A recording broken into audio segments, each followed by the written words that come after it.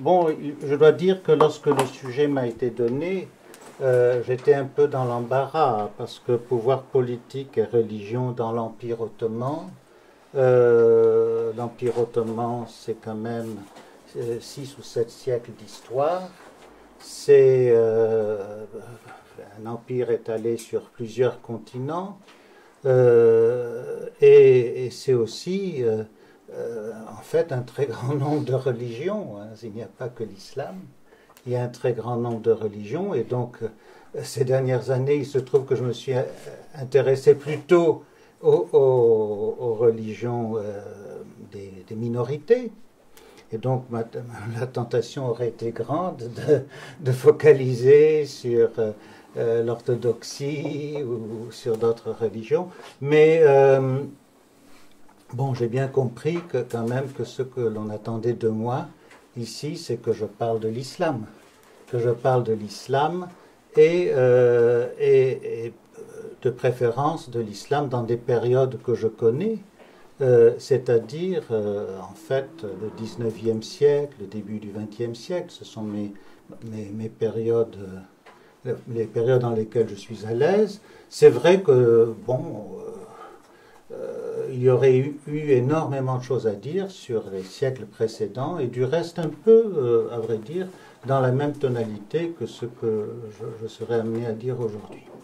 Alors, pourquoi la période que nous allons, dans laquelle nous allons nous situer, c'est-à-dire les années qui vont en gros de 1820 à 1920, un siècle d'histoire, c'est pour l'Empire ottoman une période de déclin, et qui est en fait très intéressante à étudier, justement parce que pour tenter de sauver l'Empire, le gouvernement ottoman est amené à faire flèche de tout bois et n'est pas à un bricolage près, si vous voulez, en matière de politique religieuse surtout. Le chemin suivi par le pouvoir ottoman est vraiment tortueux. Et vous allez voir, si vous voulez, que ce que je vais axer sur des faits qui sont assez contradictoires. D'une part, on assiste durant cette période à une sécularisation. Bon, peut-être qu'il vaut mieux utiliser le terme de sécularisation, qui est plus général, plutôt qu'à une laïcisation à proprement parler de l'État et de la société. Mais dans le même temps, l'État ottoman va faire tout son possible, ça sera notre second axe, si vous voulez, pour renforcer, dans la mesure du possible, son emprise sur la religion. Et alors, le troisième axe, c'est qu'il va utiliser la religion non seulement pour administrer son empire, mais aussi dans ses relations avec le monde extérieur, et va mettre en place une politique que l'on a appelée la politique pan-islamique, le pan-islamisme, qui va même être le marqueur principal de la politique ottomane, surtout à partir des années 1880, mais déjà dès les années 1870. Et alors ce pan-islamisme, nous allons voir qu'il va évoluer dans le temps, il va changer de nature.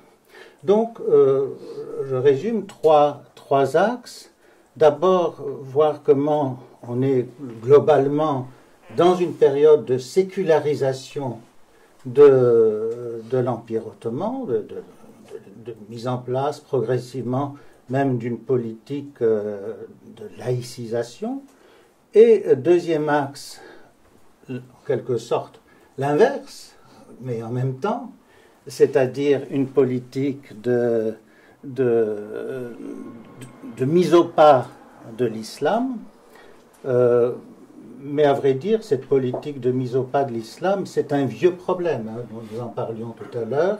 pour l'Empire ottoman, cela date des origines, mais au XIXe siècle, cela va être encore plus net. Et enfin, le regard, la question de l'union islamique et du pan-islamisme. Alors, première chose, donc nous sommes dans le premier axe, il faut bien voir que dans l'Empire ottoman, qui est un empire multi-religieux, multi-ethnique, l'islam est malgré tout la religion officielle de l'État. C'est la religion officielle de l'État. Et donc, au moment où nous prenons le dossier en main, l'islam est partout. Officiellement, il sera partout, dans toutes les institutions, beaucoup plus tard, même jusqu'à la fin de l'Empire, mais il y aura un processus grignotage. L'islam est partout, il participe à tous les moments importants de la vie publique, mais on voit bien qu'on est dans une période de détricotage de l'ordre islamique.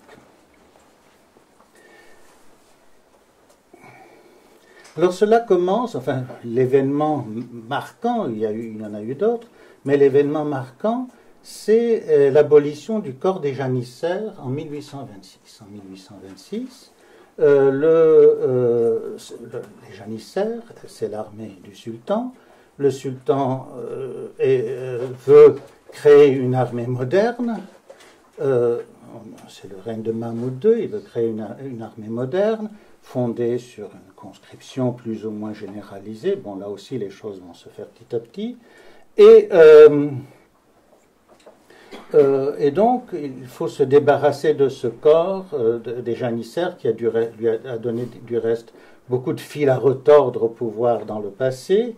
Et surtout, il faut se débarrasser d'un ordre religieux, l'ordre religieux des Bektashi, qui a des liens très étroits avec le corps des janissaires.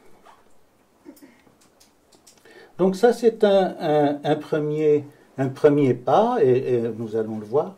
La destruction du corps des janissaires, c'est accompagné de la destruction du corps des Bektashi, et en même temps de la mainmise sur l'ensemble des ordres religieux du pays. Tous ces événements sont très liés les uns aux autres, et tout cela se passe dans un mouchoir de poche, si vous voulez, entre 1826 et 1840 en gros.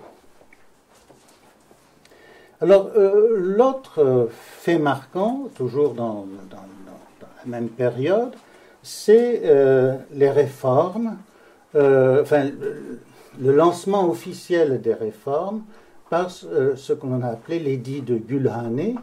Gülhane, c'est un bâtiment où l'on faisait pousser des roses. Et donc c'est dans ce lieu que cet édit a été proclamé. Là, on est déjà au début d'un processus de désislamisation du cadre institutionnel. En effet, qu'est-ce que c'est que ce document? C'est un document assez long, que je ne vais pas analyser ici avec vous, mais c'est un document qui proclame, enfin les premières phrases sont très intéressantes parce qu'elles proclament haut et fort qu'il s'agit, avec les réformes, de faire refleurir l'islam. C'est l'expression utilisée, et le document commence par des citations du Coran, une référence à la charia, etc. Mais en même temps, on s'attaque là à un des fondements de l'ordre ancien, la distinction. Jusque-là, l'Empire fonctionnait sur la base d'une distinction assez nette entre les communautés des musulmans et des populations non musulmanes. C'était vraiment le principe fondamental sur lequel toute la société était assise.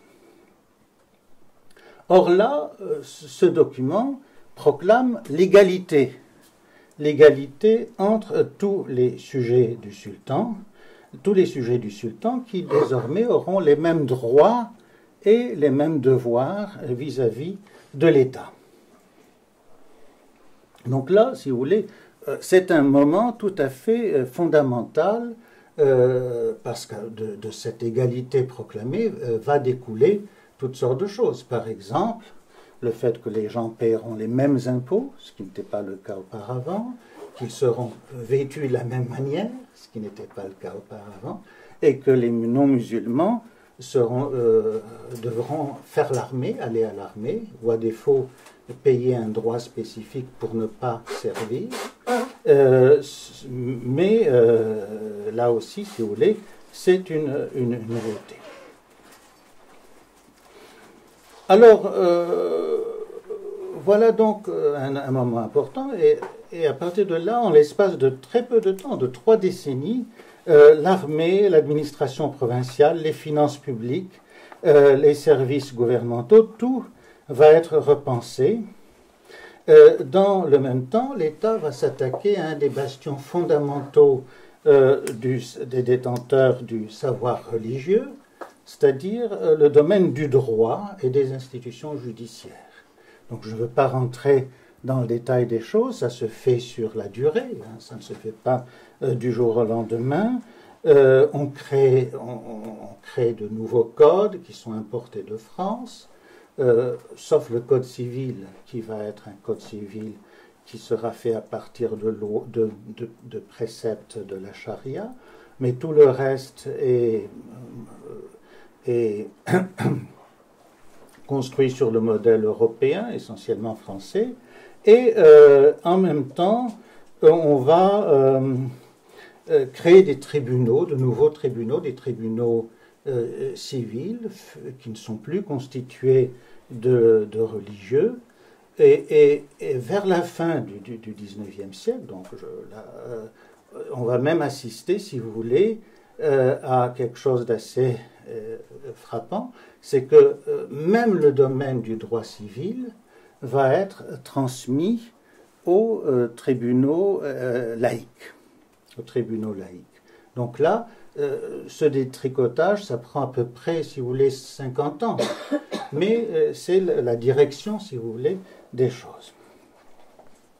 Après la révolution, ce qu'on appelle la révolution jeune turque en 1908, après la révolution jeune turque, désormais, c'est le Parlement qui fait les lois et progressivement, enfin pas progressivement, ça se fait en l'espace de vraiment de 2 ou 3 années,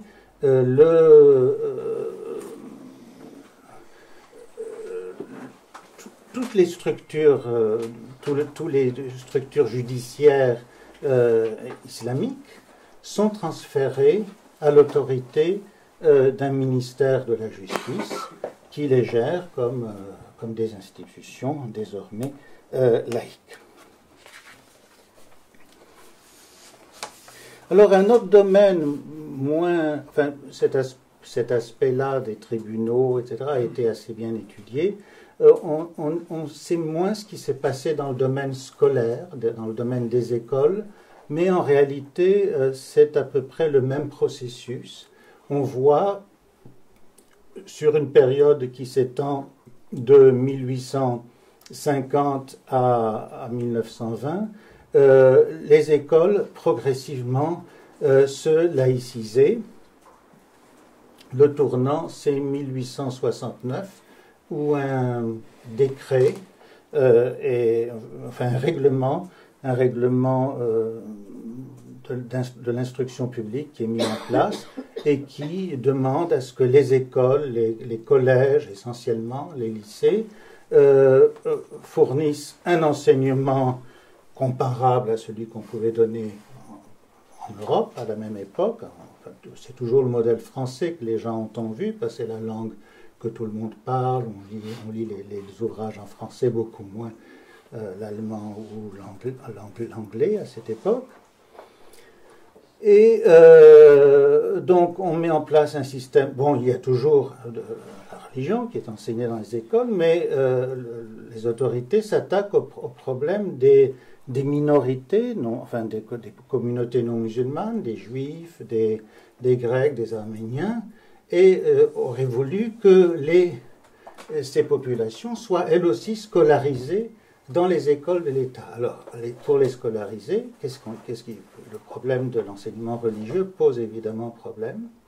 Et donc, on va être mis un système de cours de religion optionnels dans un État qui, par ailleurs, se proclame toujours État ayant pour religion officielle l'islam.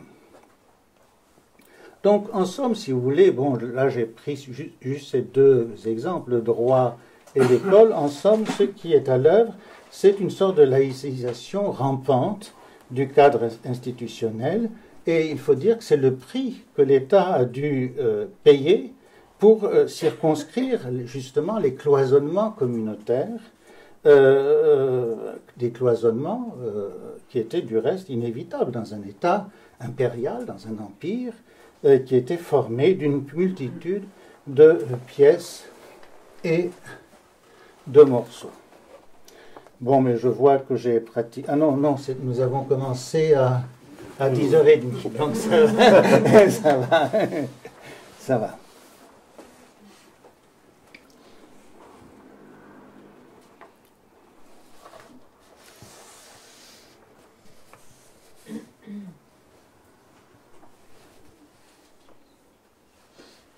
Alors, évidemment, la plupart des réformateurs ne tournent pas le dos à la religion, à l'islam. Ils comptent au contraire sur l'islam pour servir de ciment moral dans une période qui est marquée en fait par une détresse identitaire qui va avec l'affaiblissement de l'Empire. Mais enfin, malgré tout, parmi ces réformateurs, il y en a quelques-uns, pas très nombreux, mais ils sont là, qui plaident pour une société sécularisée, voire laïque, où la religion serait confinée dans le secret des consciences. Tout à l'heure, vous avez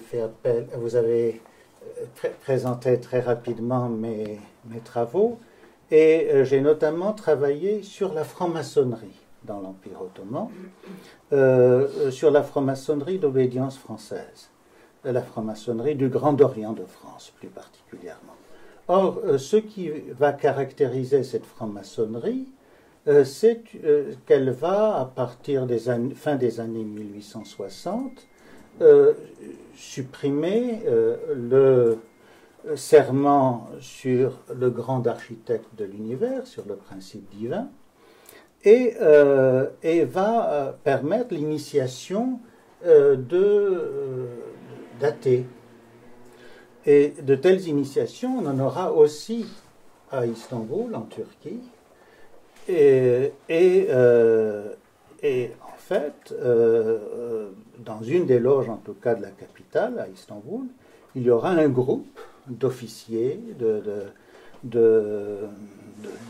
personnalités civiles de haut rang, proches du palais, et qui vont être très intéressés justement par la pensée laïque, par l'idée d'une séparation entre l'État et la religion, et même par l'athéisme. C'est une période qui est marquée par de grandes polémiques, du reste, entre des gens qui accusent la franc-maçonnerie d'être athée, alors que dans le principe, globalement, elle ne l'est pas. Mais là, il y a eu effectivement des incidents de ce type qui marquent bien qu'il y a quelque chose, qui indiquent bien qu'il y a quelque chose qui se passe.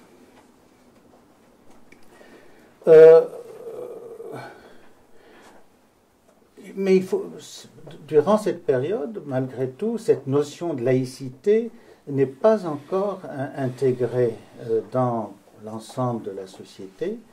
Il faut dire que en langue turque, en langue ottomane, le terme même n'existe pas. Il n'existe pas. Lorsque vous regardez les dictionnaires de l'époque, c'est un terme qui n'existe pas, mais enfin, certains intellectuels en ont entendu parler, voudraient bien que cela soit mis en place dans l'Empire ottoman. Ils essayent de trouver des équivalents. Il y en a un qui va parler de liberté religieuse, liberté de croyance, un autre va proposer le terme la-dini, qui veut dire en gros sans religion, ce qui n'est pas une très bonne traduction parce qu'elle est assez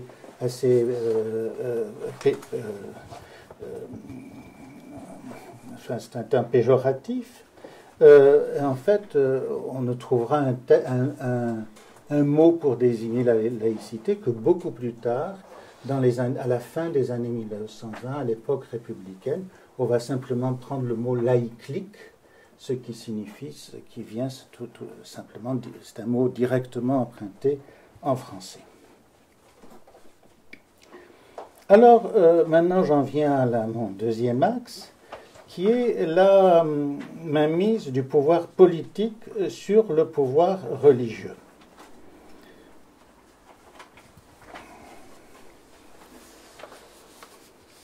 Alors, cette instrumentalisation du pouvoir religieux, là aussi, ça ne s'est pas fait du jour au lendemain. Il a fallu que l'État agisse à petits pas, de crainte de réaction trop forte. Mais enfin, on voit bien les principales étapes. D'abord, il y a cette abolition des janissaires dont nous avons déjà parlé. Et je vous ai déjà dit qu'au moment où on abolit les janissaires, on s'en prend aussi aux membres de l'ordre religieux des Bektashi.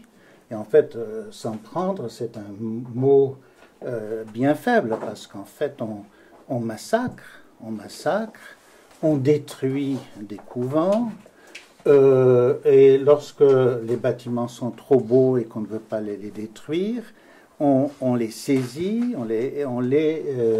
et l'État fait de son mieux, si vous voulez, pour se nourrir sur la bête, sur l'ordre religieux, et il transfère en fait une partie des biens saisis vont au trésor impérial, une autre partie est transférée à un autre ordre religieux, l'ordre des Naqshbandi, très actif encore aujourd'hui en Turquie, et l'ordre des Naqshbandi qui à cette époque est un ordre assez tranquille, n'intervient pas trop dans la vie politique, mais qui présente l'intérêt de ne pas avoir des relations avec l'armée, donc de ne pas être un ordre dangereux, et un ordre que l'on peut plus facilement contrôler. À la même époque, c'est-à-dire nous sommes là en 1826, à la même époque, le pouvoir politique, le pouvoir impérial, va s'attaquer à l'institution du Cheikhul Islam. Le Cheikhul Islam, c'est donc le personnage le plus important sur le plan religieux dans la hiérarchie islamique du pays. C'est un personnage dont la fonction principale était d'émettre des avis religieux sur les questions qu'on lui posait. Et notamment, il est intervenu à plusieurs reprises dans l'histoire ottomane lorsqu'on lui demandait si le sultan qui était au pouvoir était ou non un sultan acceptable du point de vue religieux. Et lui est arrivé bien des fois de donner l'avis que l'on pouvait démettre le sultan de son pouvoir. Alors c'est un personnage important, puissant, qui a ce pouvoir-là notamment. Et donc là, le problème de la mise au pas du Cheikhul Islam va se poser très vite. Et en fait, ça va se passer très simplement. On va d'abord l'installer physiquement le plus près possible du palais. Donc il y a un problème si vous voulez, de géographie fine à Istanbul, la manière dont on transfère les services du Cheikhul Islam près du palais, sous le regard du sultan, mais surtout sous le regard de son grand vizir. Et ensuite, on va le charger de tout un tas de missions administratives, le service du Cheikh l'Islam va grossir terriblement. Une dizaine de services chargés de domaines de toutes sortes. Et petit à petit, on va transformer l'institution en une sorte de ministère des affaires religieuses. Le Cheikh l'Islam va siéger dans le gouvernement, mais il sera désormais soumis à l'autorité du grand vizir. Il est soumis à l'autorité du grand vizir. Il peut toujours émettre des avis religieux sur toutes les questions qui relèvent de la charia. Mais dans la pratique, si vous voulez, l'équilibre des forces ne joue plus en sa faveur. Du reste, pour bien assurer les choses, le sultan veille à le remplacer très fréquemment. À peu près tous les 2 ans, le cheikh l'Islam saute.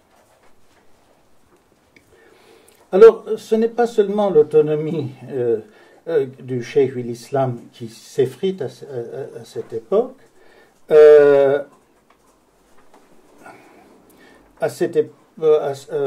Dans ces années, avec les réformes, une partie importante des personnels qui sont affectés aux lieux de culte, aux tribunaux, aux mausolées, aux couvents, passent pour leur rémunération sous la tutelle directe des structures liées au pouvoir politique. Donc on assiste à une fonctionnalisation accrue, parce qu'il y avait déjà un début de fonctionnalisation du personnel religieux dans les siècles précédents, mais là, une grande partie du personnel religieux est en quelque sorte fonctionnalisé. Il n'y a que dans des villages, etc., que par exemple, les imams ne sont plus... dans les villages, les imams continuent à être rémunérés, recrutés et rémunérés par la population. Mais dans les grandes villes, ou même dans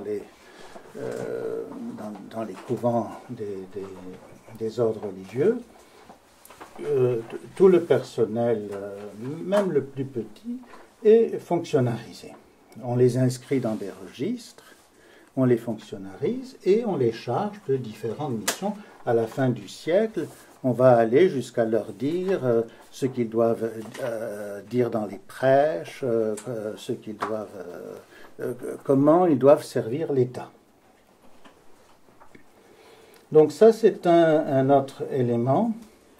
Et un autre élément important de cette politique de mainmise, si vous voulez, sur la religion, c'est la création, toujours à partir de 1826, d'un ministère des fondations pieuses. Vous savez que ce qui caractérise le monde musulman, et également l'Empire ottoman, c'est que la propriété privée est très peu développée, mais les gens qui possèdent quelque chose ou qui ont mis la main sur un bien, d'une manière ou d'une autre, avaient la possibilité de l'ériger en fondation pieuse à perpétuité. Et alors, il fallait des gestionnaires, et donc généralement, le gestionnaire de la fondation pieuse était le fils, par exemple, du donateur. Et c'était une façon, si vous voulez, une des fonctions de ce mécanisme, c'était de permettre de transmettre parfois de très grandes propriétés à toutes les générations futures. Ça a permis, à certains moments de l'histoire, ce système a permis, à certains moments de l'histoire ottomane, de voir se constituer d'immenses fortunes, mais qui avaient juridiquement le statut de fondation pieuse.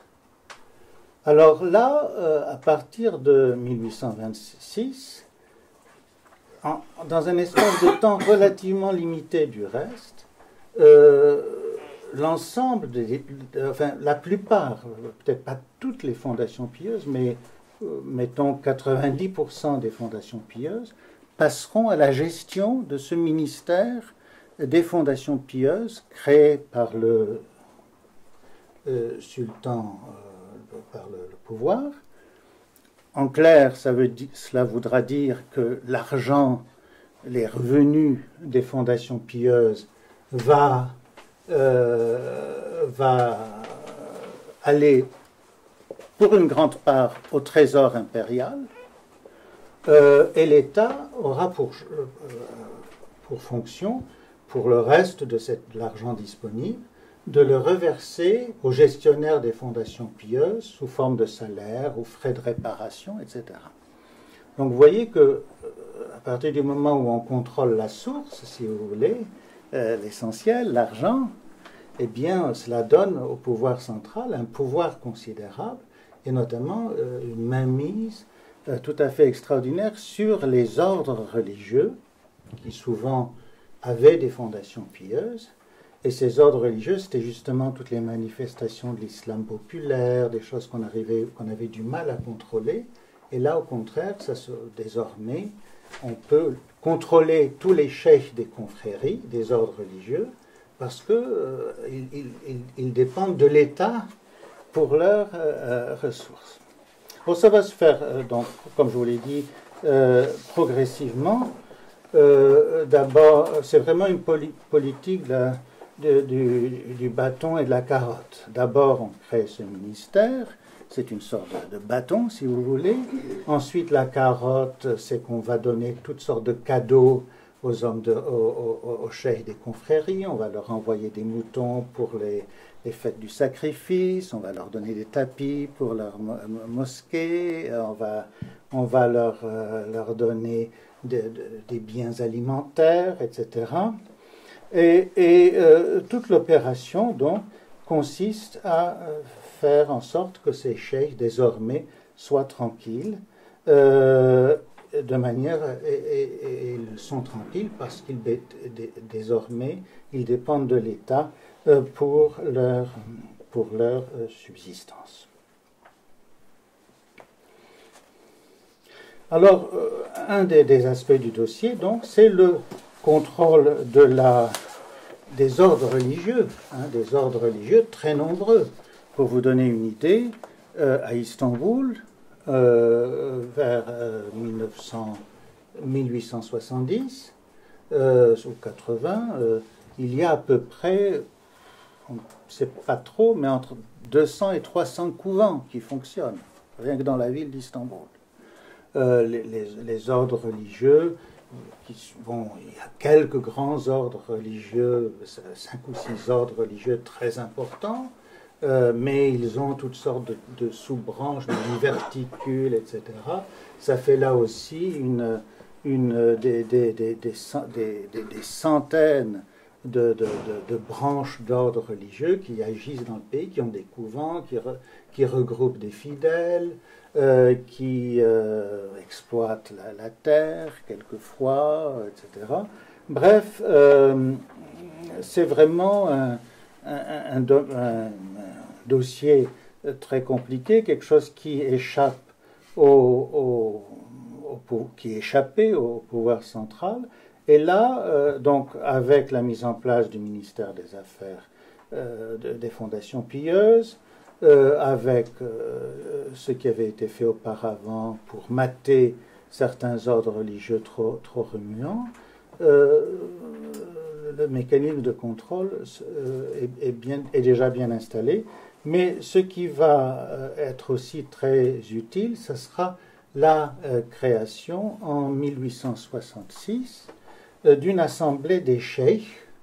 C'est une petite structure, c'est une dizaine de cheikhs qui sont installés dans la capitale sous les ordres du cheikh l'Islam. Et cette assemblée des cheikhs, dont un des membres est quelqu'un qui est très proche du sultan, cette assemblée des cheikhs va avoir pour fonction de centraliser l'organisation des ordres religieux et donc d'asseoir encore plus le contrôle de l'État sur ces différentes organisations religieuses.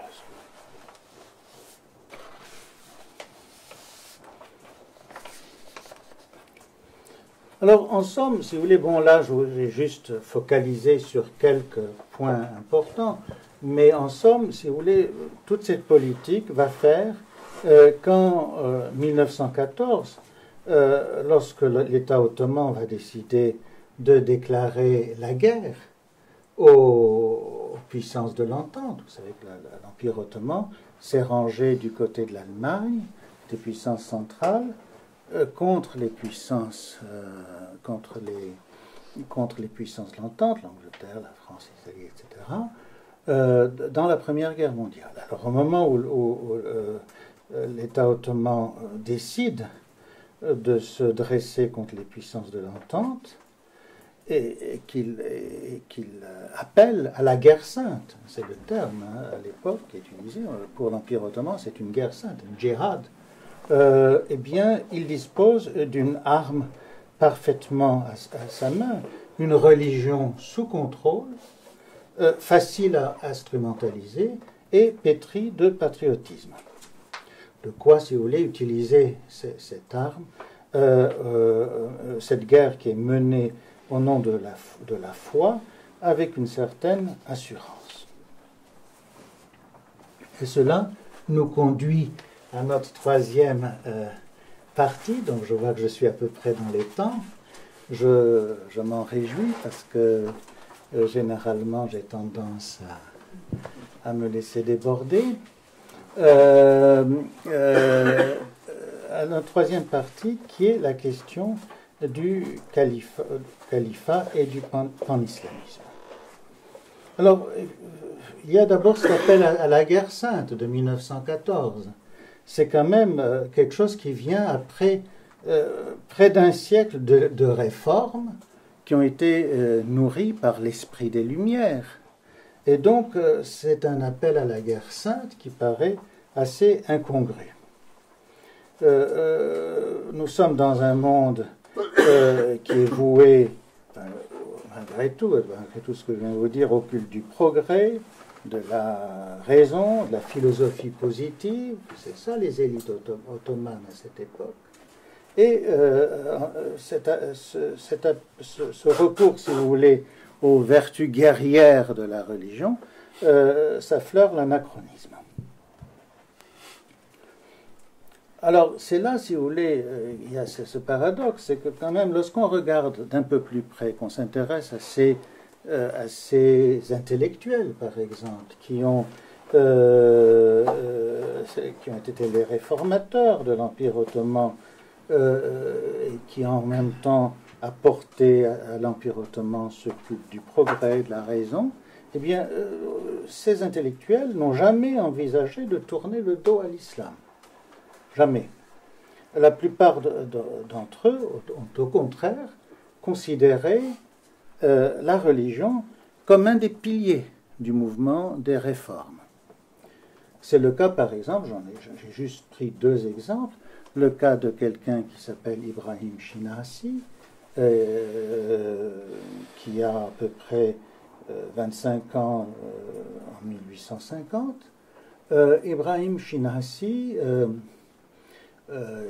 qui a été envoyé en France pour faire des études de finances publiques par l'État ottoman, qui est connu dans l'histoire de la littérature ottomane parce qu'il a écrit la première pièce de théâtre en langue turque inspirée des comédies de Molière. C'est aussi quelqu'un, bon, c'est un peu anecdotique, mais enfin ça vous situe le personnage, qui a été finalement chassé de la fonction publique parce qu'à son retour de France, il s'était rasé la barbe. Alors que, apparemment, à l'époque, la barbe était indispensable pour le service de l'État. Enfin, quoi qu'il en soit, cet homme est un représentant typique de l'intelligentsia des Tanzimat.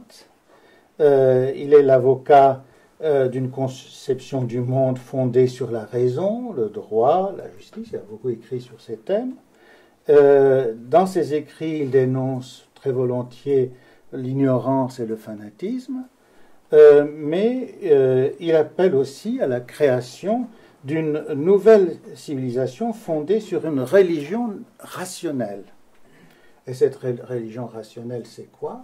Pour lui, c'est tout simplement l'islam.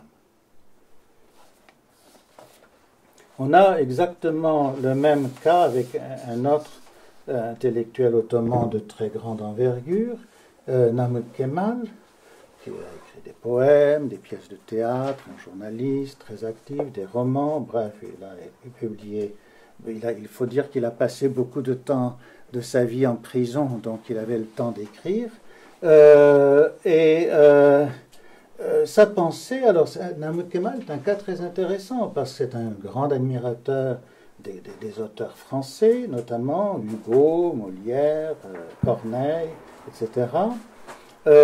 Et puis les philosophes de l'époque des Lumières. Mais c'est aussi quelqu'un qui cite beaucoup les classiques du monde musulman, parce qu'il y en a des auteurs persans, arabes, etc. Il connaît très bien tout cela. Alors c'est un homme qui a été initié à la franc-maçonnerie dans une loge du Grand Orient de France. Il admire la civilisation européenne. Il lui envie les institutions politiques, les performances dans le domaine des sciences et de la technologie, etc. Mais pour autant, à aucun moment il s'agit pour lui de remettre en cause le modèle culturel islamique. Bien au contraire, il fait preuve sur ce point d'un certain conservatisme. Et lorsqu'on regarde de plus près l'œuvre de Namık Kemal et l'œuvre d'autres intellectuels de l'époque, on constate que pour eux, l'islam n'est pas seulement une référence culturelle, c'est un véritable projet politique. C'est un véritable projet politique.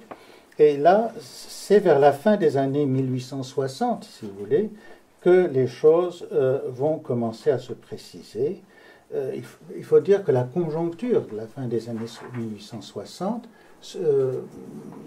explique un peu le fait que l'islam, l'idée d'unité de l'islam, est émergée comme principal projet politique de l'Empire ottoman. En effet, à cette époque, le concert européen fait haut de toutes parts, le concert européen sur lequel l'Empire ottoman avait tant tablé. L'équilibre traditionnel des puissances est bouleversé, de nouvelles dynamiques se dessinent en Europe, les appétits s'aiguisent, notamment sur le plan colonial. La Russie débarque des troupes en Asie centrale, sur les rives de la Caspienne. Et pendant ce temps, la situation de l'Empire ottoman ne cesse pas de se dégrader, si vous voulez. Alors, c'est dans ce contexte que Namık Kemal, qui est apparemment le père de la formule, va évoquer dans un de ses écrits l'idée d'union de l'islam, Ittihad Islam. Alors, l'idée va circuler d'abord parmi les jeunes ottomans, ce mouvement réformiste dont Namık Kemal fait partie, puis dans des cercles de plus en plus larges, va trouver son chemin jusqu'à la Mecque, où on distribue, en 1871, des brochures en arabe sur le thème de l'union de l'islam.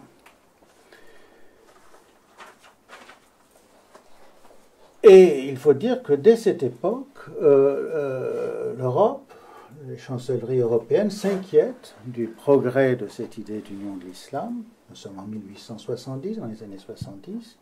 Et cela, il faut dire l'Europe a des raisons de s'inquiéter parce que à Istanbul, la presse est surexcitée autour de cette idée. On parle d'un projet de campagne militaire de l'État ottoman contre les Hollandais à Sumatra. L'affaire est prise assez sérieusement pour que l'État ottoman soit obligé de démentir l'information. Puis les intellectuels ottomans et l'État découvrent des musulmans à secourir un peu partout dans le monde, en Chine, en Algérie, en Inde, en Asie centrale. Bref, les projets, si vous voulez, des partisans de l'Union islamique, les partisans de l'Union islamique ne manquent pas de projets. Ce qui leur manque, c'est la capacité de les réaliser.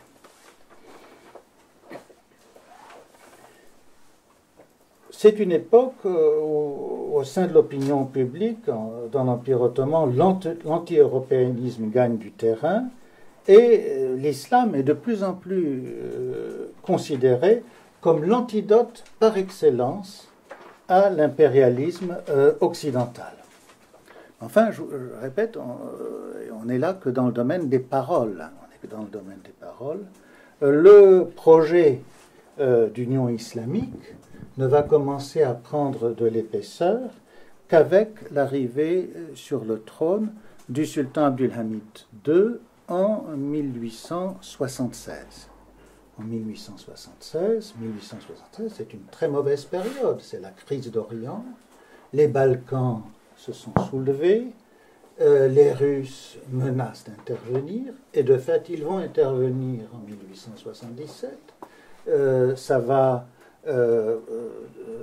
déboucher sur une guerre russo-turque désastreuse pour l'Empire ottoman, puisque l'armée russe, en mars, si mes souvenirs sont bons, l'armée russe est aux portes d'Istanbul, là où se trouve aujourd'hui l'aéroport d'Istanbul, c'est-à-dire à peu près 15 km du centre. Donc une guerre désastreuse qui va aboutir sur le traité de Berlin en 1878, le traité de Berlin qui verra l'éclatement d'une grande partie de l'Empire ottoman. En tout cas, l'Empire va perdre quasiment une partie substantielle de ses provinces balkaniques et puis à peu près tout ce qu'il possédait sur les rives sud de la Méditerranée. Donc, c'est une défaite considérable, une défaite qui a été très mal vécue par le pouvoir politique, mais aussi par la population. Et donc, il a fallu de toute urgence, pour faire échec au défaitisme, explorer de nouvelles voies, rechercher une alternative à la politique d'équilibriste qui avait été suivie jusque-là par l'État ottoman, qui cherchait à s'allier tantôt avec les uns, tantôt avec les autres, pour éviter justement cette crise. Alors, que faire? Eh bien, justement, prendre appui sur les populations qui étaient restées fidèles, c'est-à-dire sur les musulmans, et tirer profit d'un des principaux atouts de l'État, c'est-à-dire l'État ottoman, c'est-à-dire le prestige grandissant de cet État auprès des populations musulmanes des grands empires coloniaux. Alors Abdulhamid II, à cette époque, est enfermé dans son palais de Yıldız, c'est un homme qui a peur, des attentats notamment, et il va mettre en place un secrétariat spécialisé dans les affaires musulmanes. Il va s'entourer de tout un assortiment d'hommes de religion. Istanbul n'en manque pas, je vous ai dit, il y a 200 couvents, c'est une ville religieuse. Hein, il faut bien voir que bon, il y a la Mecque, il y a Jérusalem, mais il y a aussi Istanbul. Hein, c'est une ville du point de vue religieux, une ville importante. Et alors, il va recevoir des visiteurs, des hommes de religion qui vont être tout le temps là dans le palais, traîner dans les salons, parfois sans trop savoir ce qu'ils font là. Et parmi ces visiteurs du sultan, il y a quelques personnages qui émergent, on les connaît. Il y a le cheikh Muhammad Zafir, qui est l'un des dirigeants de la Chazilia, qui est un immense ordre religieux qui est installé en Maghreb, en Égypte, en Syrie, en Arabie. Il y a un cheikh d'origine alépine, Ebul Huda Sayadi, qui est lui aussi un personnage considérable de l'Empire ottoman. C'est quelqu'un qui est arrivé jusqu'au plus haut grade du système des ulémas dans l'Empire ottoman, et d'autres. Et à partir du début des années 90, il y aura aussi dans ce cercle des conseillers directs du sultan, des conseillers directs que le sultan n'écoute pas du reste forcément. Hein. Il y aura le cheikh Jamaleddin al-Afghani, qui est un personnage complexe, qui a écrit de nombreux écrits politiques, qui a aussi des liens avec la franc-maçonnerie égyptienne, et par ailleurs un parcours d'activiste anticolonial en Inde, en Afghanistan et en Iran. C'est un homme qui est connu aussi pour avoir eu une controverse très, très célèbre avec Renan sur les mérites ou les non-mérites de l'islam. Alors ces cheikhs, on ne sait pas trop ce qu'ils font au palais. On a quand même l'impression qu'ils sont là surtout pour orner les salons, mais malgré tout, au moins on sait qu'ils écrivent, et que par leurs écrits de propagande islamique, notamment des portraits très flatteurs du du sultan calife, eh bien, ils contribuent à l'effort pan-islamique. Par ailleurs, il semblerait qu'ils aient eu aussi une fonction un peu diplomatique, recevoir les personnages qui viennent à Istanbul, les personnages du monde arabe, les accueillir convenablement, leur donner à manger, leur faire visiter la ville, etc. Bref, ça fait partie de cette diplomatie. Et puis, ce qu'ils ont surtout à offrir, ce sont leurs réseaux confrériques. Ils sont tous à la tête de réseaux d'ordre religieux très largement dispersés dans le monde, entre l'Inde et l'Afrique du Nord. Et grâce à eux, grâce aux ordres soufis, l'État sera en mesure dans les dernières décennies du XIXe siècle, de quadriller une bonne partie du monde musulman. Ces ordres religieux, c'est les couvents, sont des lieux où les gens se rassemblent, il y a des pratiques de sociabilité, et donc ça va être des lieux qui vont contribuer très efficacement à la diffusion des idées pan-islamiques. Par ailleurs, ce qui va également être très efficace pour la diffusion des idées pan-islamiques, c'est le bouche à oreille des pèlerins. Il y a à cette époque entre 100 000 et 300 000 pèlerins, selon les années, qui se rendent à la Mecque, qui viennent d'Asie centrale, de Russie, d'un peu partout. Ils se retrouvent, ils discutent avec leur guide, ils apportent des brochures, de la littérature, etc., et des opuscules à la gloire du sultan calife, qui sont publiés dans plusieurs langues. Bref, il y a là un outil de diffusion. On n'est pas à l'époque de l'Internet, mais enfin, on a d'autres moyens de diffusion des idées extrêmement actifs. Enfin, il y a aussi toute une population d'agents secrets et de missionnaires musulmans. Ces agents secrets peuvent se rendre dans des pays très lointains. Ils font essentiellement de l'agite propre, si vous voulez, souvent déguisés en marchands. Ils se rendent en Inde, au Maghreb, ils fréquentent le Maghreb, mais ils peuvent aussi aller en Asie centrale, en Afghanistan, en Asie du Sud-Est, quelquefois, et en Afrique noire, et même jusqu'au Cap. Alors, par ailleurs, il y a les missionnaires, qui sont soit isolés, soit en groupe, et ils sont chargés d'apporter l'islam dans des terres lointaines, où la religion musulmane est encore mal implantée ou fragilisée, parce qu'il y a les colonisateurs qui sont là. Et alors, par exemple, déjà à l'époque du sultan Abdulaziz, c'est-à-dire dans les années 1870, il y avait eu comme ça des missionnaires qui étaient allés au Brésil, ou qui étaient allés en Afrique du Sud, s'étaient installés dans la ville du Cap. On connaît bien ces deux aventures-là parce qu'ils ont laissé des écrits, donc on sait à peu près ce qu'ils faisaient là, comment ils y étaient allés, etc. À l'époque d'Abdulhamid, il y aura une politique africaine d'Abdulhamid très bien orchestré, si vous voulez.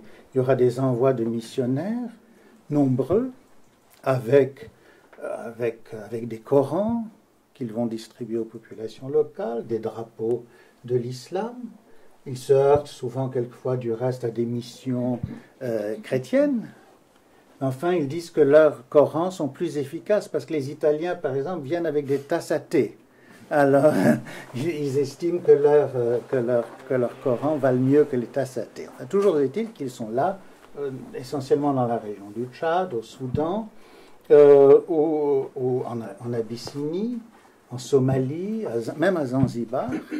Donc, il y a une politique africaine très, très large, et curieuse. Alors, il y a même des militaires qui, quelquefois, les accompagnent, ou des administrateurs civils qui vont, nous sommes en 1880, 1890, qui vont, alors que l'Empire ottoman est en pleine décrépitude, qui vont rattacher à l'Empire ottoman de nouvelles régions de cette Afrique à la limite du désert libyen. Il y aura de nouvelles circonscriptions administratives ottomanes qui vont être créées et où le drapeau ottoman va flotter même jusqu'en 1915.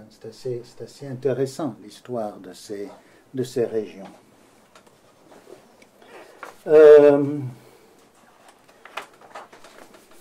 Alors, face à cette politique, les puissances réagissent comme prévu.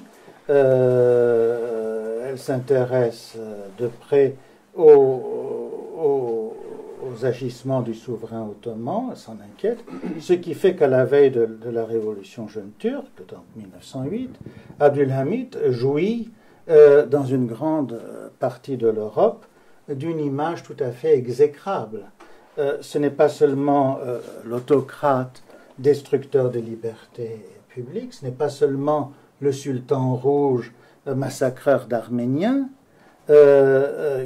qui sont voués à la détestation, mais c'est aussi l'héritier du grand turc, si vous voulez, d'antan, mu par une soif de revanche, qui a pris le risque de ressusciter le péril islamique. C'est voilà les thèmes, si vous voulez, les thèmes qui tournent autour de la personne d'Abdülhamid. Alors il n'y a pas du reste que les Européens qui voient d'un mauvais œil cette politique pan-islamique. C'est l'Arabie wahhabite, le Yémen, la Perse voient ça d'un mauvais œil parce qu'ils craignent pour leur propre pouvoir. Et même les Bédouins du Hejaz ont très mal pris, par exemple, la création du chemin de fer qui va de Damas à Médine, qui a été construit pour transporter les pèlerins, et qui est l'exemple typique d'une réalisation pan-islamique, si vous voulez. Eh bien, ça ne leur plaît pas parce que ça les prive de leur source de revenus, puis ce sont eux des caravaniers. Alors, parmi les mécontents, il y a aussi le Khedive d'Égypte, le shérif marocain, une multitude de sectes hétérodoxes qui, pour des raisons variées, ne se reconnaissent pas dans l'idéologie d'union islamique concoctée par les cheikhs, si vous voulez, du palais de Yıldız.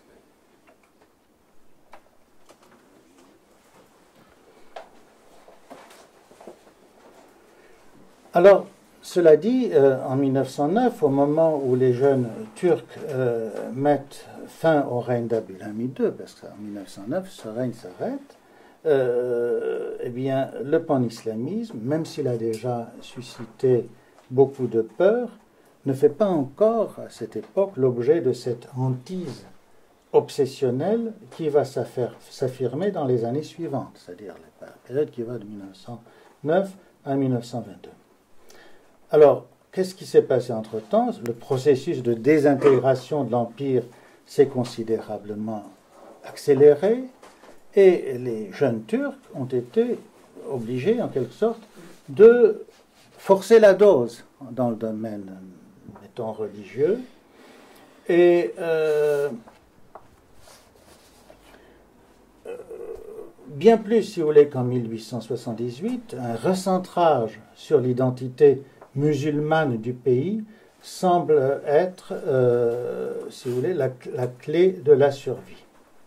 Mais à cette époque, donc nous sommes en 1910, 1911, le dosage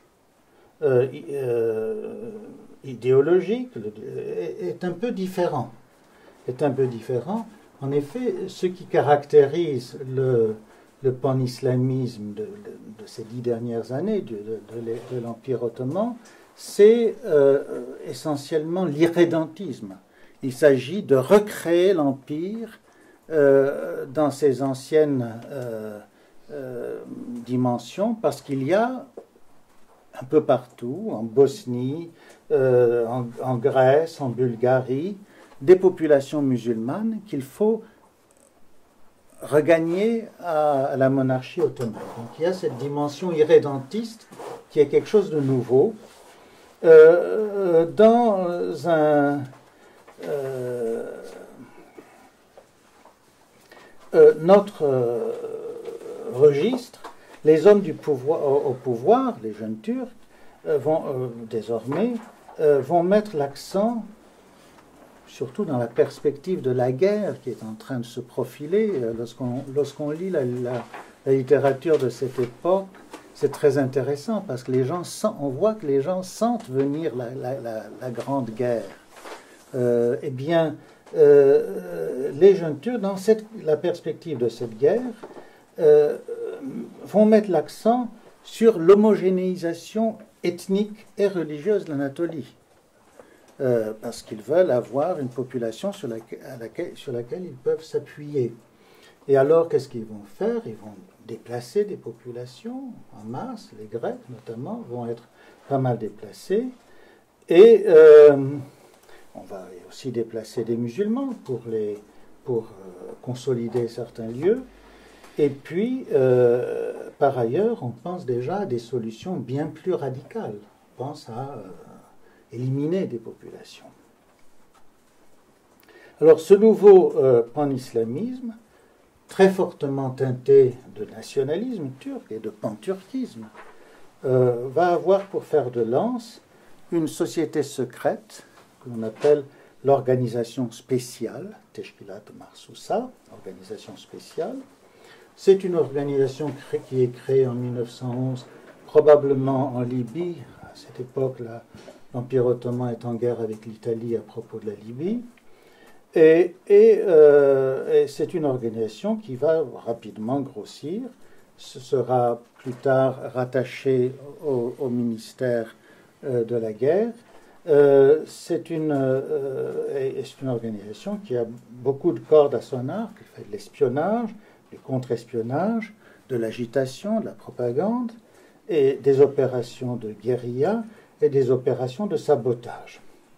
Alors on ne sait pas grand-chose. Il y a eu des travaux, de nombreux travaux publiés là-dessus, mais malgré tout, on ne sait pas grand-chose de ces machinations. Elle aurait été surtout active dans les Balkans, en Transcaucasie, en Russie, mais par ailleurs aussi active dans les terrains traditionnels de la propagande islamique, l'Asie centrale, l'Inde, l'Irak, la Syrie, l'Afrique du Nord. Son existence va être révélée en fait en 1919, après la guerre, au moment des grands procès qui ont lieu à Istanbul contre les dirigeants de l'Union et Progrès, le parti jeune turc, contre les dirigeants de l'Union et Progrès, accusés d'avoir massacré les Arméniens. Et c'est à ce moment-là qu'on découvrira que cette organisation secrète a joué un rôle très actif dans ce processus. Alors, j'en arrive à ma conclusion. Au terme donc de cette incursion dans l'histoire du pan-islamisme turc, il faut quand même nuancer les choses. Oui, dans l'Empire ottoman, la religion a servi à faire la guerre, mais pas beaucoup plus que dans les autres pays belligérants. Globalement, on constate que l'instrumentalisation du fait religieux n'a pas empêché les élites ottomanes de bâtir pierre à pierre, à partir des années 1820, une société sécularisée, dotée d'institutions largement laïques. Pendant la Première Guerre mondiale, au moment où les dirigeants jeunes turcs chargent l'organisation, au moment même où les dirigeants jeunes turcs chargent l'organisation spéciale de faire le nécessaire pour accélérer l'islamisation de l'Empire et rassembler le monde musulman autour de l'idée califale, eh bien, le Parlement ottoman, donc dans ces mêmes années, continue de défier la charia en sécularisant à tour de bras l'institution judiciaire, le droit familial, le système scolaire, et en multipliant les mesures en faveur de l'émancipation des femmes. À la même époque, Ziya Gökalp, qui est un des principaux idéologues du régime jeune turc, s'emploie à construire un islam national, pétri de rationalité, ouvert à la civilisation occidentale et capable de contribuer utilement à la construction d'une société moderne. Alors nous sommes là dans une époque, dans des années charnières entre l'Empire ottoman qui est en train de se finir et la République de Turquie. Et ce qui se profile à cette époque, c'est une laïcité à la française, fondée sur les principes d'une stricte séparation entre la religion et l'État. C'est cette laïcité-là que, quelques années plus tard, Mustafa Kemal, qui est le fondateur de la Turquie, et une partie de ses compagnons s'efforcent d'instaurer.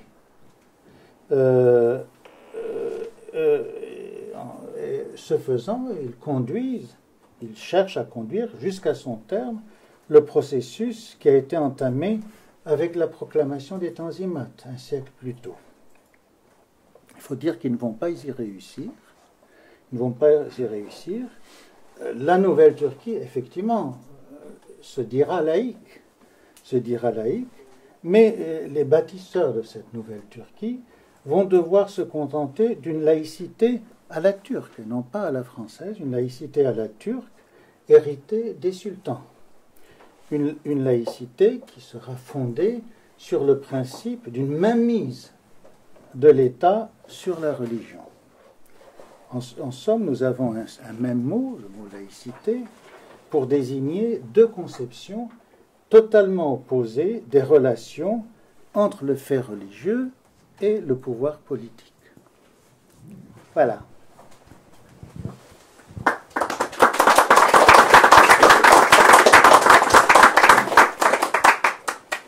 Merci, professeur. Tant d'éléments dans cette période très riche. Maintenant, la tradition est de laisser la parole à la salle, aux étudiants de la salle, puisque nous sommes en université. Et donc, si des questions veulent être posées, écoutez, la parole est à vous.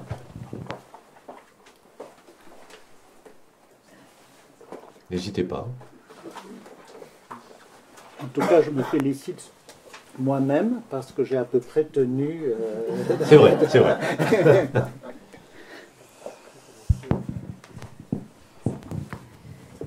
Merci d'abord pour cet exposé absolument éclairant. Et est-ce que je pourrais simplement vous demander de prolonger en nous disant un peu comment la société turque, ou enfin, je sais pas, de l'Empire ottoman, a réagi à ces modifications qui étaient quand même assez profondes et en même temps partiellement contradictoires, nous semble-t-il. Comment toutes ces réformes ont-elles été acceptées par ce qu'on appellerait aujourd'hui la société civile? Il faut commencer par... Excusez-moi. Il faut commencer par savoir si une telle société civile existe dans l'Empire ottoman, c'est-à-dire que nous avons on a quelques villes importantes. Istanbul, excusez-moi, est une ville qui compte à peu près 1 million d'habitants, un peu moins, enfin aujourd'hui 14 millions, mais à l'époque c'est à peu près 1 million d'habitants, vers 1900. Et sur ce million-là, je suppose qu'à peu près la moitié de la population est une population musulmane, un peu plus que la moitié. Et le reste, ce sont essentiellement des Grecs et des Arméniens, et bon, également 30 à 40 000 Juifs, peut-être davantage. Mis à part Istanbul, vous avez Smyrne, qui est une ville importante, 300 à 400 000 habitants, et Salonique, jusqu'en 1912. En 1912, Salonique va devenir grecque, à peu près 100 000 habitants, 150 000 habitants. Alors, dans ces villes, il y a certainement une société, une opinion publique, qui compte du reste, puisqu'elle a déjà... Et du reste, dans cette opinion publique, certains éléments comptent plus que d'autres. Je n'en ai pas parlé, mais il y a par exemple tous les étudiants des médressés, des institutions de formation d'hommes de religion, ce qu'on appelait les softas à l'époque. Ce sont des gens qui, dans le passé, sont intervenus à plusieurs reprises dans les affaires de l'État, et se sont justement tantôt alliés aux janissaires, tantôt ils s'en sont éloignés, etc. Et ils représentent une force politique. En 1909, ces mêmes softas, ils existent toujours, vont s'efforcer de lancer contre les jeunes Turcs une contre-révolution, qui est une révolution conservatrice, de restauration des valeurs anciennes, du système ancien, etc. Donc il y a des éléments de ce genre qui peuvent être assez actifs et même parvenir à renverser la dernière contre-révolution de 1909. Leur efficacité a été d'environ un mois. Ensuite, le nouvel esprit, parce que c'est l'armée, c'est la nouvelle armée qui a désormais les cartes en main, a réussi à s'imposer. Donc, dans les villes, on discute. Il y a une discussion, certains éléments hostiles, mais globalement, il suffit de regarder les photos que l'on a de ces grandes villes, etc., à cette époque-là, pour voir que ce sont des lieux très, très occidentalisés déjà. Loin de ces grandes villes, à l'extérieur, eh bien, on est dans un autre monde. Les institutions qui sont créées, on les respecte parce que on est dans un pays où la tradition de l'État, l'État est respecté. L'État est respecté, il est craint. Et donc, il n'y a pas forcément sauf dans certaines régions, dans le Kurdistan, etc., il y a toujours des mouvements, mais pas dans les terres centrales. Évidemment, si on va du côté du Yémen, le gouvernement ottoman va être en guerre contre le Yémen. Ça va durer plusieurs années, ça va être une guerre terrible. Il y aura des problèmes avec les Bédouins, dont nous parlions tout à l'heure. Mais on n'est pas vraiment en termes de société civile, si vous voulez. Il me semble que si on pose la question en termes de société civile, il faut voir ce qui se passe dans quelques grandes villes, peu nombreuses. Salonique, donc 100 000, et après ça, on tombe dans des villes qui tournent autour de 10 000 à 15 000 habitants, quelquefois 30 000, pas plus. Je ne sais pas si je réponds à votre question, enfin en tout cas partiellement. En d'autres termes, c'est des choses assez difficiles à cerner, forcément, parce qu'il faut voir ville par ville ce qui se passe. D'autres questions? Voilà. Madame. Merci pour votre exposé. Moi, je voulais savoir la société religieuse, comment elle s'est comportée au moment du détricotage Est-ce qu'elle a été passive? Est-ce qu'elle s'est manifestée? Est-ce que...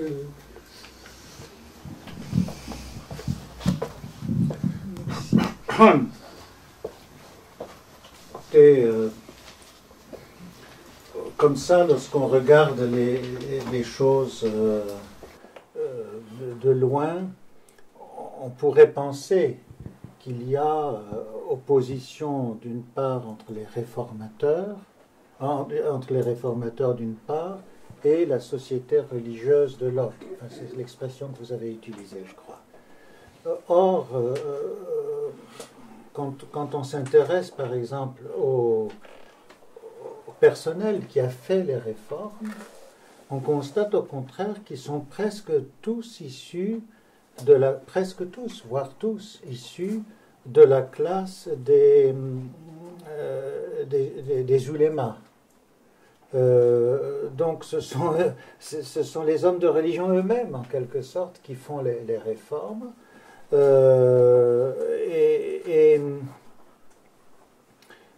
Alors ils se heurtent, d'une part aux softas, mais les softas, c'est un cas un peu particulier parce que, je ne connais pas très bien cette histoire, mais ce sont des séminaristes, on pourrait dire cela, mais qui se retrouvent dans les médressés,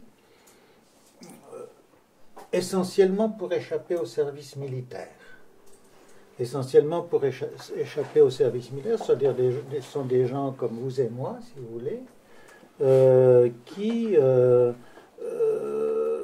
savent que s'ils se font admettre dans une médressée, ne vont pas faire leur service militaire pendant de nombreuses années en tout cas, pendant toute la durée où ils sont là-dedans. Et donc, ils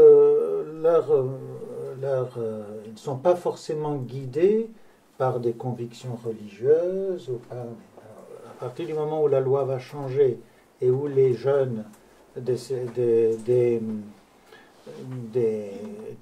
séminaires, enfin des médressés vont être obligés de faire leur service militaire quand même, ça va, c'est une des choses qui vont susciter l'agressivité vis-à-vis de cet État réformateur. C'est un des aspects. Mais je crois avoir répondu à votre question dans mon exposé, c'est-à-dire que on a affaire à des gens qui sont quand même tenus par l'argent, par les ressources financières qu'ils perçoivent de l'État. Donc ils ne peuvent pas trop agir. Ils vont agir dans certaines circonstances particulières. À l'époque républicaine, par exemple, donc quelques années plus tard, un peu après la période envisagée, on connaît bien l'histoire d'un mouvement, du chef d'un mouvement religieux encore très actif aujourd'hui, qui s'appelait Saïdi Noursi. Saïdi Noursi, jusqu'en 1920, lui il arrive à Istanbul vers 1900, et jusqu'en 1920, il va justement peut-être faire partie de cette organisation spéciale dont j'ai parlé. Il va être à un certain moment prisonnier en Russie. Et en 1920, il va soutenir le mouvement kémaliste parce qu'il a l'impression que le mouvement kémaliste est un mouvement bienveillant envers l'islam. Période comme ça dans l'histoire du mouvement kémaliste qui va durer 3-4 ans. Et il a cette impression. Et puis tout d'un coup, il sera déçu parce qu'il verra ces mêmes gens au pouvoir en Ankara s'orienter vers la laïcité, vers un régime à consonance laïque. Et alors ce Saïdi Noursi, à partir de 1922, très précisément, ça se passe à ce moment-là, 23, va se mettre à écrire. Il va écrire énormément. Et dans ses écrits, va diffuser une pensée très conservatrice, réactionnaire, qui va caractériser le mouvement islamiste souterrain turc jusqu'en 1950 à peu près. Et ensuite, ce même mouvement va changer de coloration, va au contraire se mettre à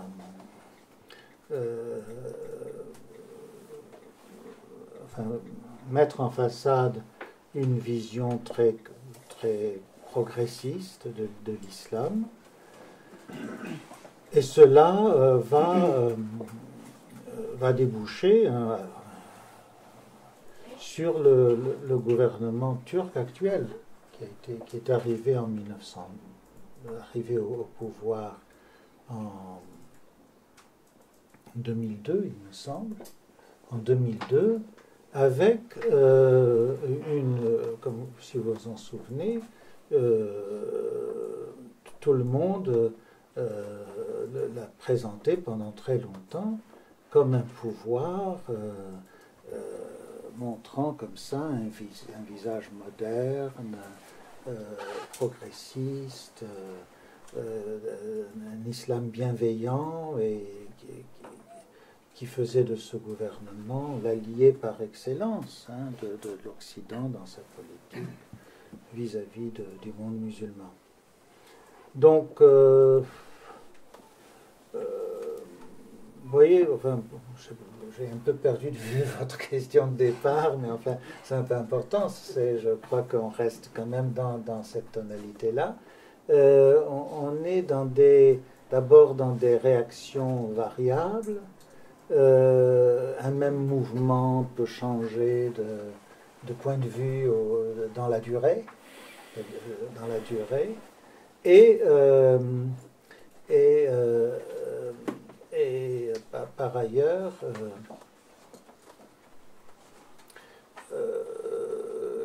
des circonstances tout à fait anecdotiques, comme l'histoire du service militaire, etc., peuvent aussi influer sur les réactions que tel ou tel mouvement peut avoir. Mais globalement, on a quand même un réformisme, au départ en tout cas, qui est un réformisme qui s'appuie sur l'islam. Même avant que les religieux soient salariés. Mais cette salarisation, bon, dans mon exposé, je ne sais pas si cela vous a frappé, mais j'ai toujours, dans le texte écrit que j'avais sous les yeux, c'était plus net, j'ai insisté sur la progression dans le temps, sur la durée. On est dans des processus qui se font sur 60, 70 ans, ou davantage. Et donc cette salarisation s'est faite aussi progressivement. Elle n'a pas concerné tout le monde, aujourd'hui encore, puisque en fait, c'est un peu le non-dit de cet exposé, c'est que la situation de l'islam en Turquie aujourd'hui a été façonnée dans les années prises en compte là, dans les années 1820 à 1900. C'est ça le non-dit de cet exposé. Eh bien, aujourd'hui, qu'est-ce que nous avons en Turquie? Nous avons un islam officiel qui est un islam salarié, qui dépend d'une direction des affaires religieuses, une direction des affaires religieuses qui intervient dans tous les domaines, qui par exemple, envoie des modèles de prêche, qui doit recevoir toutes les semaines ou tous les mois des différents imams salariés, des rapports sur leur activité, etc. Il y a une véritable bureaucratie qui s'est mise en place. Ça, c'est l'aboutissement, si vous voulez, du processus. Ça, c'est pour... En revanche, ce qui n'a pas très bien marché, c'est mise sous contrôle des ordres religieux. En Turquie, c'est très variable. Hein, le rapport, dans la Turquie d'aujourd'hui, le rapport entre les ordres religieux et les Ottomans avait mieux réussi. On a l'impression qu'ils avaient mieux réussi. Aujourd'hui, malgré les moyens dont dispose l'État, par exemple la direction des fondations pieuses dont je vous ai parlé,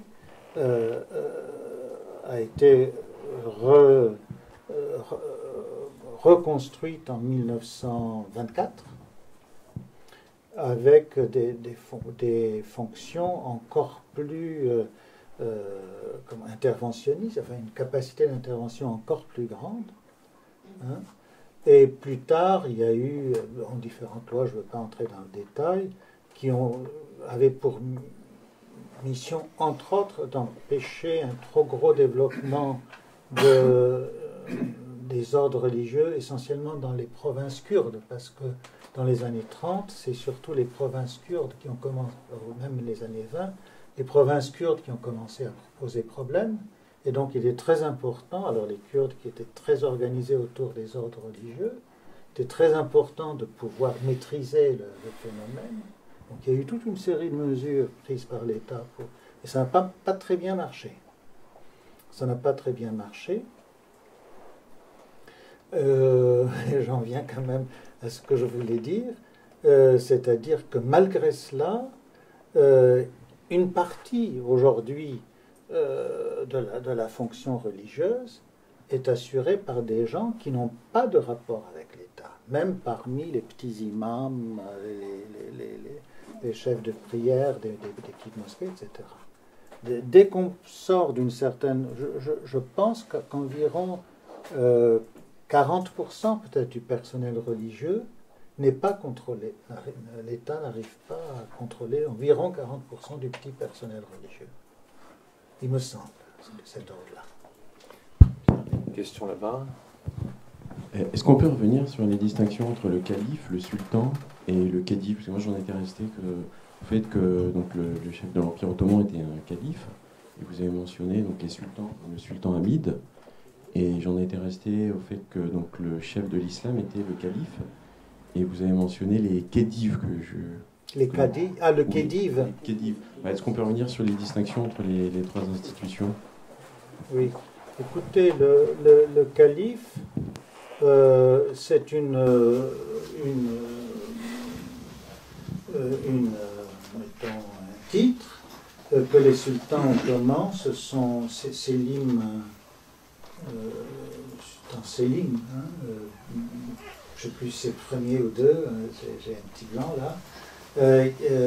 C'est lui qui s'est emparé de ce titre au XVIe siècle. Donc vous avez le sultan, c'est une dynastie. Hein, c'est une dynastie, les fils d'Osman, qui vont, pas forcément les fils, du reste ça peut être des neveux, etc. En tout cas, c'est une dynastie qui a régné jusqu'à 1922.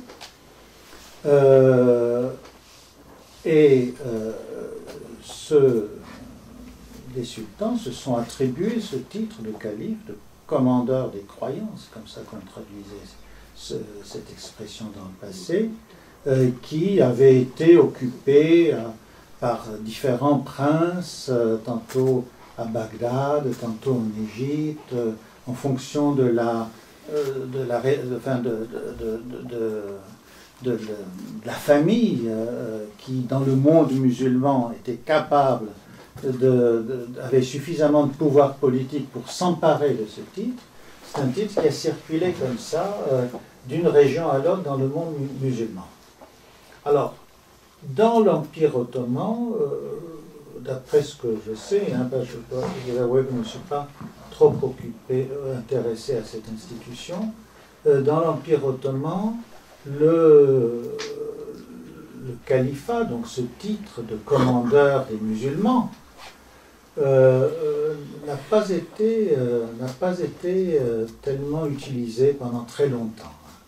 La seule manifestation vraiment tangible, je crois, c'était l'envoi tous les ans, depuis la capitale ottomane, du mahmil, qui était la couverture qu'on mettait autour de la Kaaba. Et donc c'était le calife, enfin le sultan en tant que calife, qui pouvait faire ce don au sultan. Donc c'était tous les ans, en très grande pompe, si vous voulez, un épisode de la vie de la capitale, et puis de toutes les petites villes qui se situaient sur le chemin du pèlerinage. À partir du XIXe siècle, c'est justement dans ces années-là que nous avons passé en revue, cette institution califale va être en quelque sorte réémerger. Elle était là, elle était plutôt de l'ordre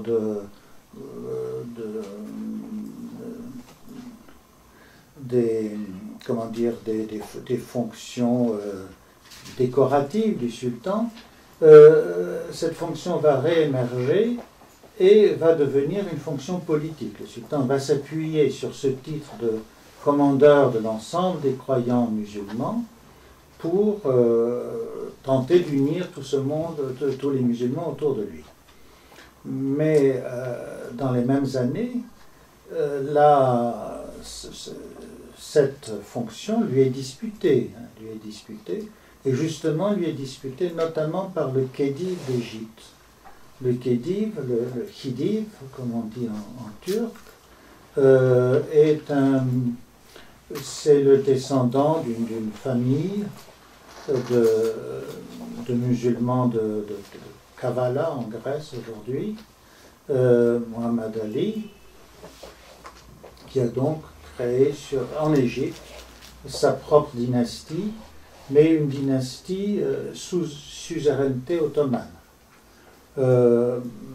Mais comme l'Égypte était loin et que le sultan avait du mal à contrôler ce pouvoir local, il y a eu, dès les années 1830, une sorte de compétition entre le sultan ottoman et le Khedive d'Égypte, une compétition qui va du reste conduire à une guerre, à une vraie guerre, qui va permettre aux Égyptiens d'avancer très loin en Anatolie. Eux aussi vont arriver pratiquement jusqu'aux portes d'Istanbul, pratiquement, enfin, ils vont s'arrêter à 300 km de là. Et c'est du reste de cet épisode-là que datent les réformes dont nous avons parlé. Parce que sous la menace égyptienne, le sultan ottoman va être obligé, enfin, d'abord il y aura les Russes qui vont intervenir et qui vont dire, écoutez, ne vous faites pas de soucis, on va arranger tout cela. La seule chose que nous voulons en échange de vos services, c'est que vous nous permettiez de nous installer à Constantinople, à Istanbul. Alors, les Ottomans vont être plus ou moins obligés d'accepter, et ça ne va pas du tout plaire aux Anglais et aux Français, hein, pas du tout. Et là-dessus, les Anglais et les Français vont intervenir et vont dire, nous allons vous aider, laissez tomber les Russes, nous allons vous aider, mais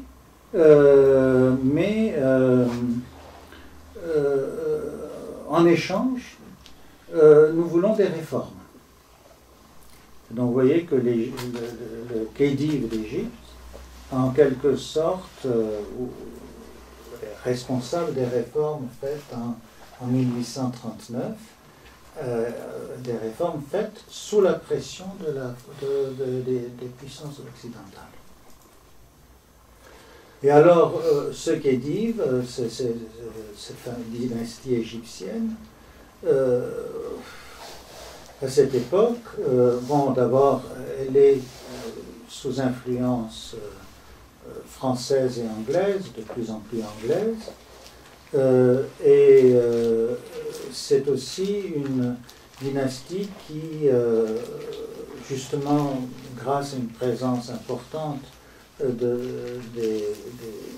la France et de l'Angleterre, vont servir de laboratoire aux réformes dans le monde musulman, servir de laboratoire, et servant de laboratoire, ayant une puissance financière non négligeable, ils vont commencer à rivaliser avec le gouvernement ottoman, y compris sur le plan religieux. Ce qui fait qu'à partir d'une certaine époque, le khedive d'Égypte va lui aussi se mettre à envoyer un mahmil au Caire, en Arabie. Hein? Donc il y aura 2 mahmils qui vont circuler, l'un venant de Constantinople, l'autre du Caire.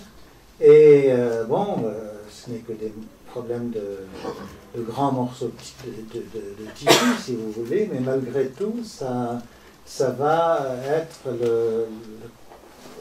une affaire qui va beaucoup envenimer les relations entre ces 2 puissances. Et sous-jacent, il y a effectivement la question du califat, c'est-à-dire qu'il s'agit peut-être d'une tentative égyptienne de regagner le califat qui avait été perdu au début du XVIe siècle, justement par un souverain d'Égypte. Donc c'est ça le... je ne sais pas si... Je dois être un peu fatigué, je donne des réponses extrêmement tortueuses aujourd'hui, excusez-moi. Mais pour un problème des questions qui sont tortueuses, je dis dans le fond du sujet traité, ça me semble un peu logique.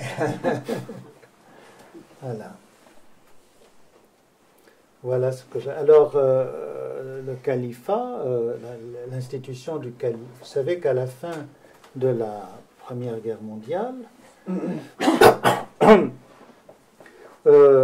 il y aura 2 gouvernements qui vont se mettre en place en Turquie. Le gouvernement du sultan qui est toujours là, mais par ailleurs quelqu'un que l'on qualifie de brigand à cette époque, qui est Mustafa Kemal, et qui met en place en Anatolie un mouvement de libération nationale. Ça se passe cette aventure commence en mai 1919. Et alors,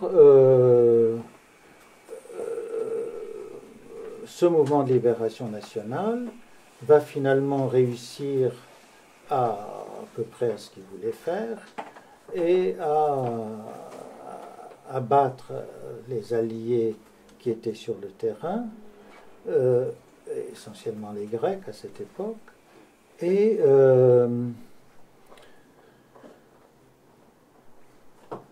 il va, à la fin de la guerre, donc à la fin de cette guerre de libération nationale, le sultan sera détrôné, selon une procédure tout à fait classique du reste, comparable à ceux dont je vous parlais tout à l'heure. Vous vous rappelez, je vous disais que une des choses que pouvait faire le cheikh l'Islam, c'était d'émettre un avis permettant de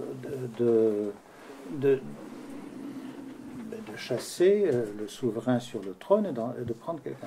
Alors, en 1922, la Grande Assemblée l'Assemblée nationale de Turquie, installée à Ankara, va utiliser le même moyen. Ils vont demander à un cheikh l'Islam, mais d'obédience kémaliste, de donner un avis permettant de détrôner le sultan. Ça se passe en 1922. Mais le problème, c'est qu'à cette époque, Mustafa Kemal avait encore besoin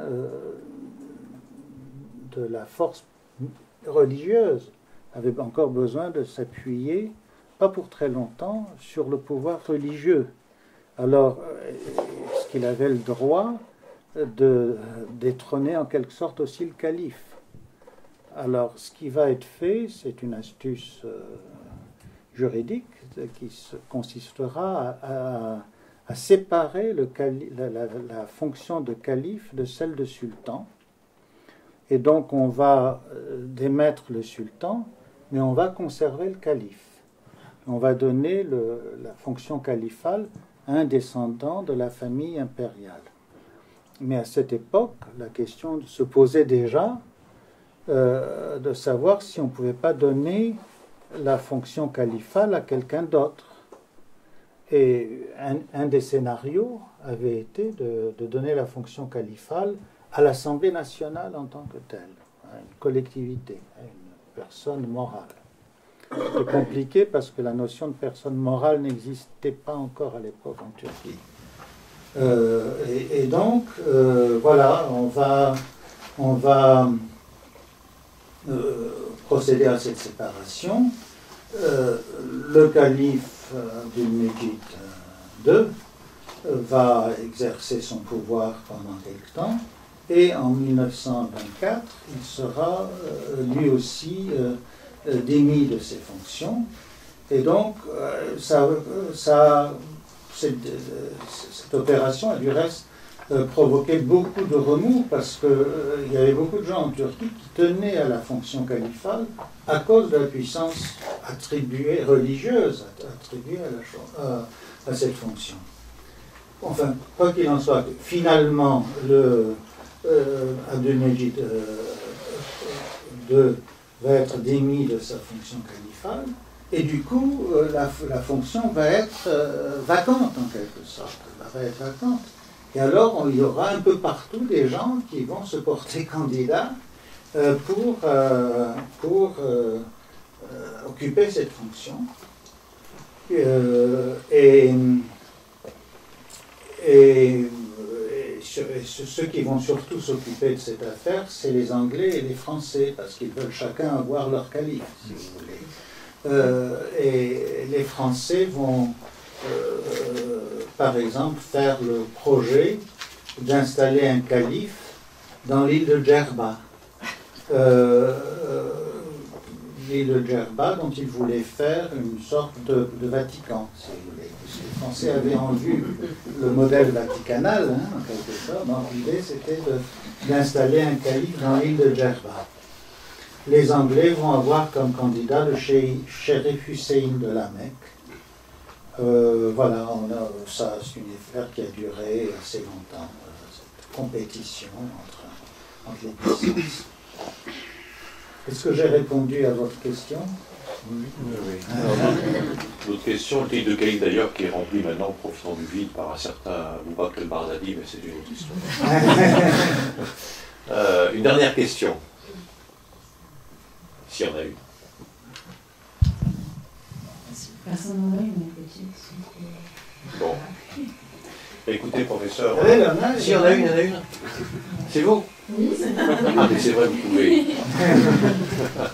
Du coup, je voulais simplement savoir, vous avez parlé rapidement du Diyanet, donc la division la direction des affaires religieuses en Turquie actuelle, et je voulais savoir rapidement si vous saviez ce qui avait été fait en fait en termes de contrôle, ou en tout cas d'autorisation du prêche et des activités pour les imams en fait syriens qui seraient arrivés avec les réfugiés, et comment ça s'encadre en fait par l'activité religieuse, surtout dans le sud de la Turquie, dans les zones kurdes. Franchement, je n'ai aucune idée sur cette question. Je n'ai aucune idée. C'est quand même un peu trop près de l'actualité immédiate. Mais je peux imaginer que, en fait, toute communauté peut se choisir un chef de prière. Donc, je ne vois pas pourquoi ces gens-là n'auraient pas j'imagine que le Diyanet va faire de son mieux pour contrôler ces populations. Et l'État turc, je crois, enfin moi je n'ai vraiment pas suivi la chose, mais je crois que l'État turc n'est pas si absent que cela de la gestion de ces populations-là. Je ne crois pas. mais en même temps, rien n'empêche un groupe de 20 personnes d'avoir leur propre chef de prière. Parce que je vous l'ai dit déjà, 40% du personnel religieux, à peu près en Turquie, échappe au contrôle de l'État dans les régions reculées. Là, j'imagine plutôt une sorte de propagande accrue. Maintenant, je ne sais pas, bon, ce sont presque tous des sunnites, ce sont forcément des sunnites, ceux qui se retrouvent dans ces camps. Ce ne sont pas des chiites. Donc, il n'y a pas de raison. Du point de vue religieux, ils doivent être aussi de droit hanafite, j'imagine, je ne connais pas. En Turquie, les gens, enfin la population est globalement de droit hanafite. Là, je ne sais pas en Syrie, je ne sais pas du tout, j'imagine aussi. Donc, il n'y a pas d'inconvénient à ce qu'ils s'autogèrent. Le problème de cette direction des affaires religieuses d'une manière générale en Turquie, c'est qu'elle, justement, ne s'occupe que de ses sunnites à elle.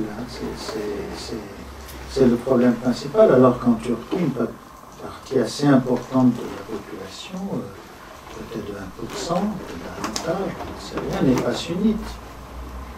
N'est pas sunnite. Donc et puis, il y a aussi la question c'est tout à fait marginal aujourd'hui, des populations non musulmanes, qui elles aussi ne sont pas gérées par cette population. Alors ils sont peu nombreux, les Grecs sont peu nombreux, ils sont probablement 2000 à peu près aujourd'hui en Turquie. Ils étaient 150 000 en 1960. Ils sont 2000 aujourd'hui, mais conservent une capacité de nuisance, si je puis dire, considérable, parce que le patriarcat grec-orthodoxe est quand même très soutenu par les États-Unis en particulier. Pourquoi soutenu? Parce que face au patriarcat de Moscou, ça reste quand même une puissance religieuse qu'on peut utiliser, et qui a été utilisée, par exemple, à un moment où le patriarcat... Vous voyez, je vous avais dit au début que ces derniers temps, je m'intéresse davantage à ces histoires de curés, si je puis dire. Eh bien, lorsque l'Ukraine était en train de s'agiter, avant les évolutions qu'on a connues, le grand projet, c'était de créer une église orthodoxe ukrainienne autonome. Et parce que ça irait dans le sens du mouvement que voulait le monde occidental. Et ça n'a pas pu se faire, parce que le patriarche de Moscou a tout simplement tapé du poing sur la table et a menacé tous les petits patriarches répartis ailleurs des pires sanctions. Et donc tout cela s'est simplement réduit à une messe que le patriarche de Constantinople a dit à Kiev. Enfin, c'est pour dire qu'il y a, mis à part l'islam sunnite dominant, vous avez des groupes qui peuvent être tout à fait marginaux en Turquie, tout à fait marginaux, mais qui ne représentent que 2 ou 3 000 personnes, mais qui ont quand même une certaine capacité de nuisance, le terme que j'ai utilisé, de nuisance par rapport à ce que voudrait l'État turc, qui n'est pas substantiel, et qui n'est pas si petite que cela. Lorsque vous regardez les rapports d'avancement de la candidature de la Turquie à l'Union européenne, par exemple, vous savez, tous les 6 mois ou tous les ans, je ne sais plus, il y a des rapports qui sont faits. Eh bien, c'est assez frappant. Il y a toujours ces petits groupes-là qui sont évoqués, qui posent problème, qui sont opposé en quelque sorte au projet du gouvernement turc. Alors, je ne sais pas comment on est arrivé de vos imams syriens à la messe de Kiev, mais en tout cas, voilà. Bien, au nom de tout le monde, professeur, nous vous remercions pour tout ça.